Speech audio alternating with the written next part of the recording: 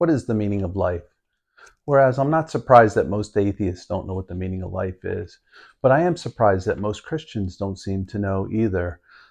This starts season 2, so let's get started.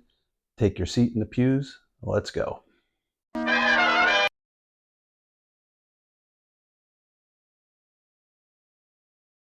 Many people live their lives struggling, trying to find their way through life, and they set their goals kind of to be pretty much wealthy. They want a big house. You know, in the past, we used to call that keeping up with the Joneses. But there's more to life than that. And this is where people get confused. They think if I could just get money, and a lot of people do this with the lottery. They think if I could just win the lottery, I'll get rid of all my problems. You do. Your problems are gone. But to replace them is a whole new set of problems. And they don't realize that. They don't know what they're wishing for.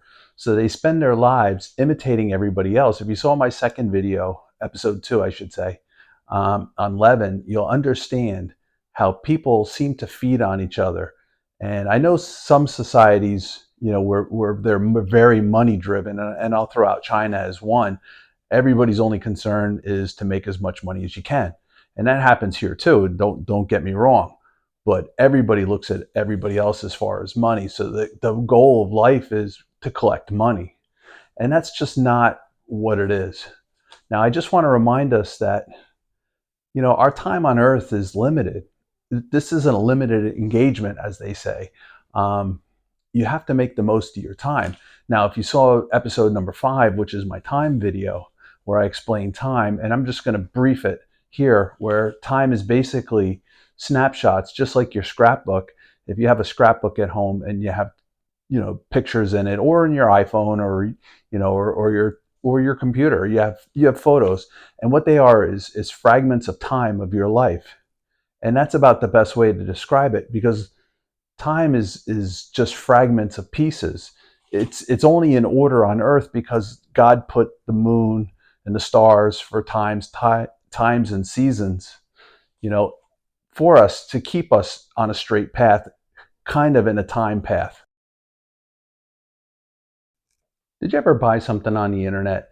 You see the picture of it, maybe it's a chair or something like that, or like a beach chair or something like that, and you say, wow, this thing's great.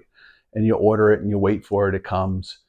And then when you look at it, you say, wow, this thing's a piece of crap. It's so light, it's crappily made. I'll sit in it 2 times and I'll end up on the ground. You're disappointed by it.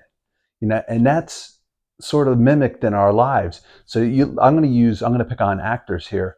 You look how many actors, they come up, they go to either acting school or whatever, and their whole goal is to become famous, rich and famous. But what happens?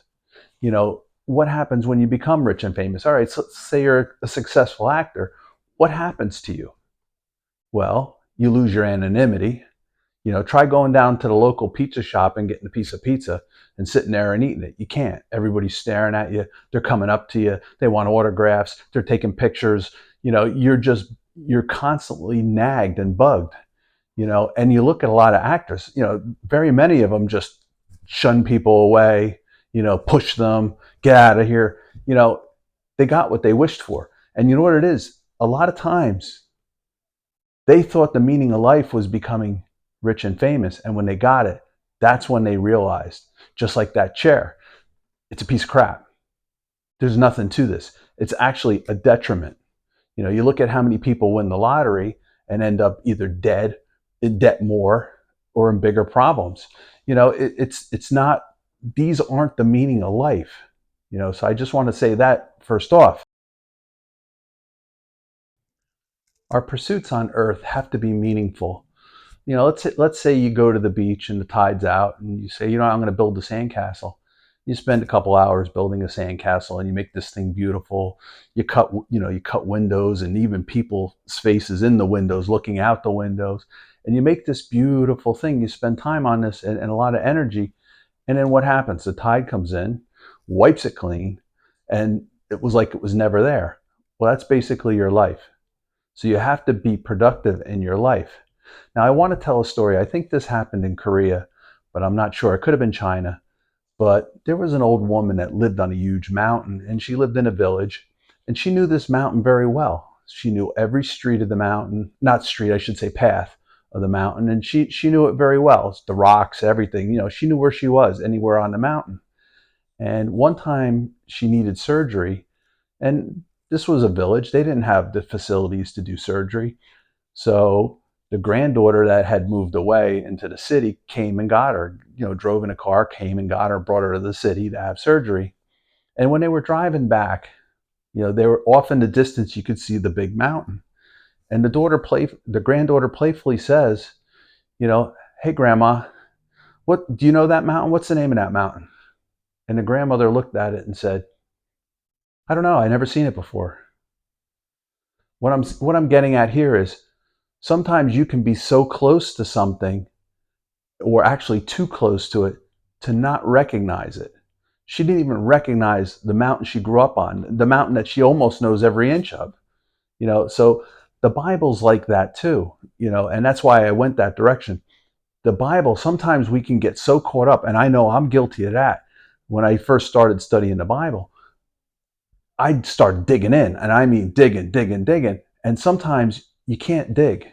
Sometimes you pull back, and the meanings of the Bible become more clear the more you pull back, so you can see the whole picture. Sort of like if you zoom in on an area, on if you ever use Google Maps, you zoom in on an area and you move around, you forget, you get lost to where you are, and then you have to back out to see where you are.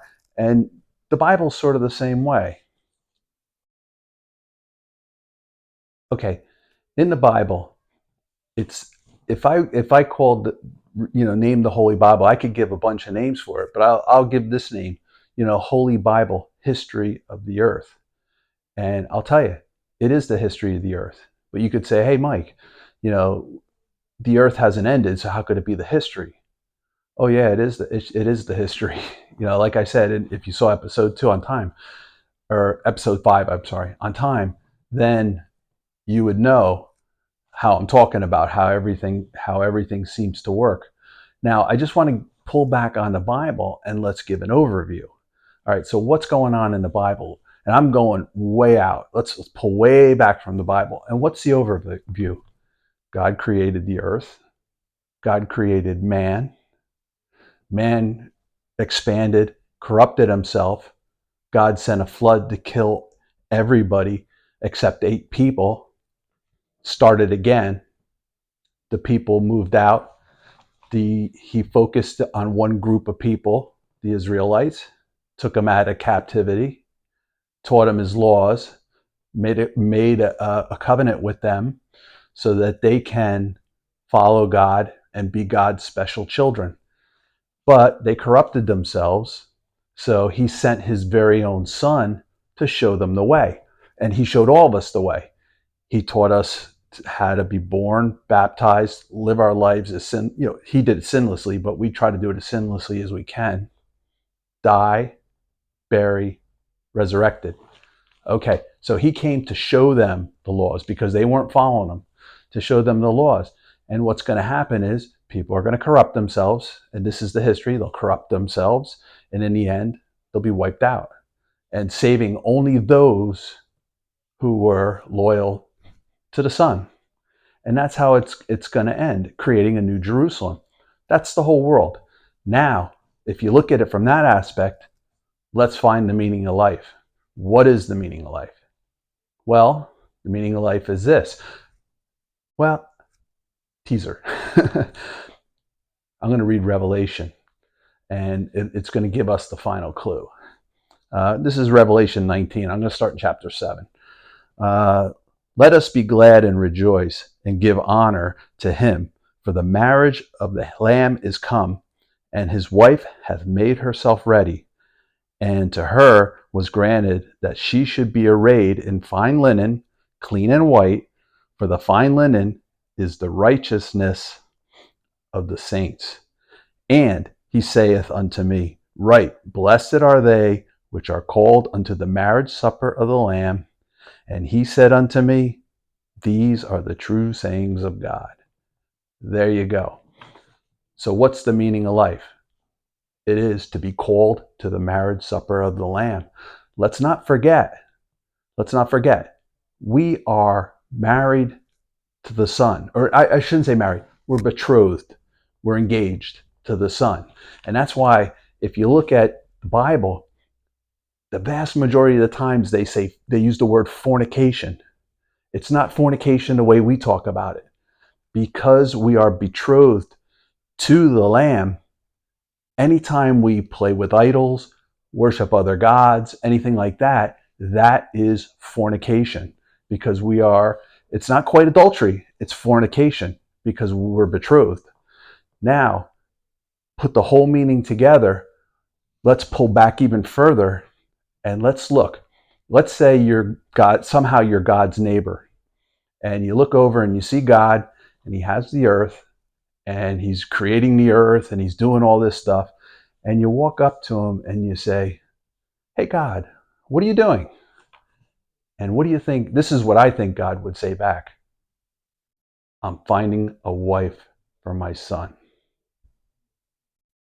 Thanks. See you next week.